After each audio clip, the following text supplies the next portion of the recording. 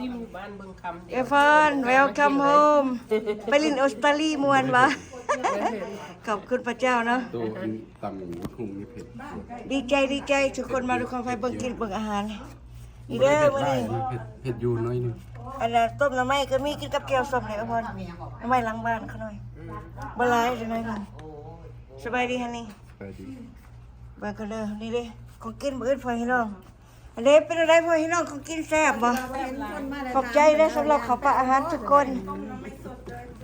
ต้นไม้สดหลังบ้านเด้อหั่นน่ะบ่ได้หลาย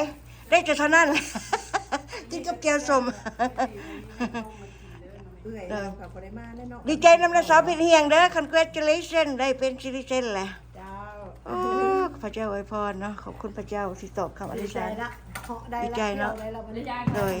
ดีใจนำตัวป้อมมาบ่ นี่แหละพ่อน้อยก็มาโบสถ์เนาะพ่อให้น้องพากันมาเฮ็ดคัมภีร์แล้วก็กินข้าวแล้วก็เฮ็ดคัมภีร์แล้วก็พากันเรียนดนตรีแล้วก็เรียนพรเบิ่งขอบคุณพระเจ้าเบิ่งดูทางตะเวนงามจะเป็นงามตะเวนนี่นะ Thank you Lord Jesus Christ for this beautiful sunshine to our face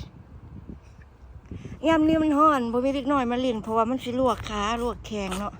อันนี้นี่ยามร้อนปะคันร้อนเด้อไว้น้องอันนี้นะนี่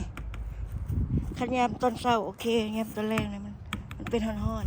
ๆคันมีลูกหลานเล่นก็บ่เล่นตอนมันร้อนเนาะยามมันสิแหมเครื่องแหมขาเล่นยามมันเย็นขอบคุณพระเจ้าสำหรับวันนี้เนาะพระเจ้าอวยพรพวกเราทุกคนในวันนี้เราไปเป็น สบายดี สิมากินข้าวน้ำ ขอบคุณพระเจ้าแซ่บบอกเป็นอะไร สิกินข้าวกันน้ำก็มีข้าวก็มีเบิ่งนี่นะสิกินตัวใดพวกเราเบิ่งก่อนอยากกินยังไงมีแต่แนวคักๆตัวนี้เนาะเอากินข้าวกันพี่น้องเป็นไดแป้งอันนี้ยังมาแล้วเนาะยังไม่ได้แล้วยังแป้งมาแล้วเถอะยังไม่ได้เอามาใส่คืนเนาะเนี่ยเป็นไดเวลาแซ่บบ่จำนะจำนะเขาเลยก็กินข้าวเที่ยงซ่าก็เลยยังอิ่มอยู่จะหน่อยจะกินให้มันลงจังหน่อยก่อนย่างให้ช่องลงหน่อยนึง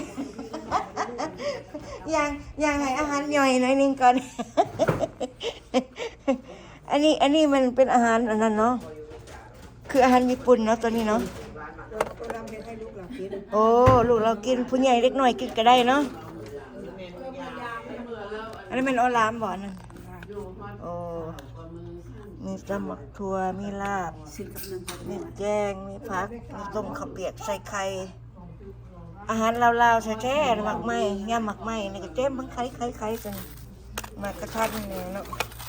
อันนี้กระทัดน้อยกระทัดใหญ่ชีละน้อยชีละใหญ่หมากนัดอันนี้หมากอันนะใส่ชื่อให้ไหมซะก็น้อยใส่ชื่อให้หมากแคคตัสแต่ว่าภาษาลาวเขาจะเอิ้นว่าหมากมังกรภาษาอังกฤษก็จะเอิ้นว่าอีหยังแต่ก็น้อยสิใส่ชื่อให้ไหมว่าหมากแคคตัสเพราะว่ากกมันคือกกแคคตัสฟรุตแคคตัสฟรุตอยู่ตอนอยู่ลาวเขาเคยกินน้ำปั่นเนาะหมากอันนี้คืออันนี้มันคือซีเมนต์เจียวปลาแดกตัวนี้เนาะบางดูอาหารนี่ไม่ได้หน่อยเลยเว้ยน้องขนาดทุกคนกินแล้วยังมากันหลายมาเอาอีกรอบ2รอบ3ก็ได้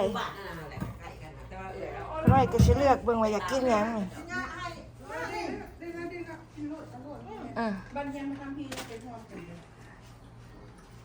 สบายดีบ่ไอติม โอ้สบายดีกินดีอยู่ดีนอนมีแต่ของแซ่บ นอนรับฝันดี ๆกังเวียนกะลาบ ดีหลาย That's good for your health แปลว่า good for human health แปลว่ากินดีอยู่ดีนอนรับสบาย ก็แปลว่าบ่อุกบ่อังก็แปลว่ามีสุขภาพดี ฟังหยัง ฟังอาจารย์เตะกับบทจบ บอกเรื่องหยังมื้อนี้ฟังเรื่องหยังมื้อนี้ จบเทีย ต้องฟังให้มันจบได้จังเข้าใจนะคันฟังบ่จบก็บ่เข้าใจเด้ sister เฮาต้องฟังแต่ต้นจนจบ ก็เลยก็เคยเป็น ฟังแล้วนอนตื่นมาฟังใหม่ ไปพรก็เคยบ่เคยเป็นบ่ แล้วเสือนั่งฟังอยู่ก็นอนก่อน ตื่นมาก็ฟังใหม่ แต่ว่าเฮาเฮ็ดเวียกไปนำล้างถ้วยไปนำเฮ็ดกินไปนำเฮ็ดนี้ก็ฟังไปนำไปสินะ กินน้องใหม่ตู้ๆเอง